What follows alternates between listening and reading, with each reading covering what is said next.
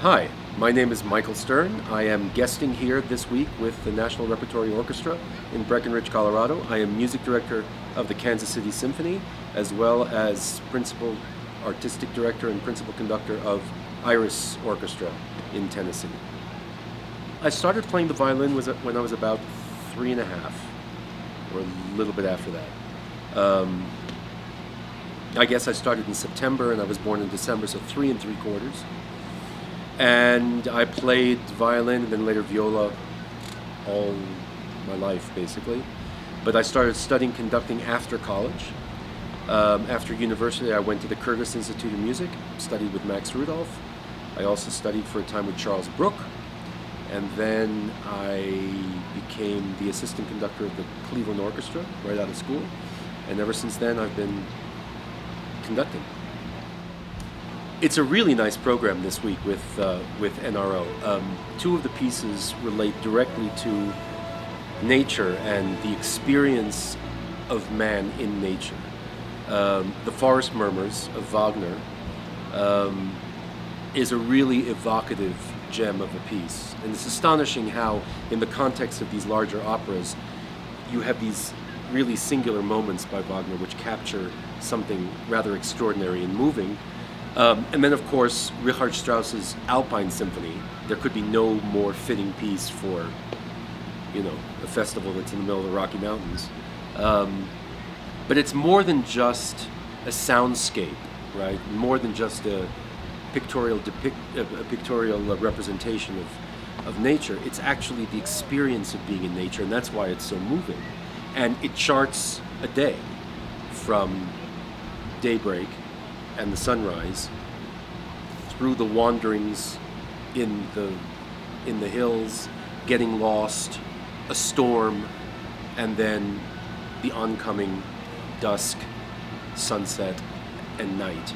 And Strauss, who is very famous for his tone poems, has a way of crafting this piece so that with all the variety in it, motivically, thematically, and emotionally, it all sort of hangs together. So you really feel like you're on this complete experience, this complete journey. And it's also extraordinarily beautiful. But what's also interesting is that in very different ways, Wagner and Strauss both use sort of onomatopoetic devices, right? Bird calls and the evocations of nature, whether it's thunder, wind, bird calls, and just the human experience of being in this natural setting, whether it's a real natural setting like the Alpine Symphony or this magical setting, this mystical forest in Wagner, they are able to do that better than just about anybody. So we thought it was a cool idea to put these 2 pieces together and also appropriate for the setting.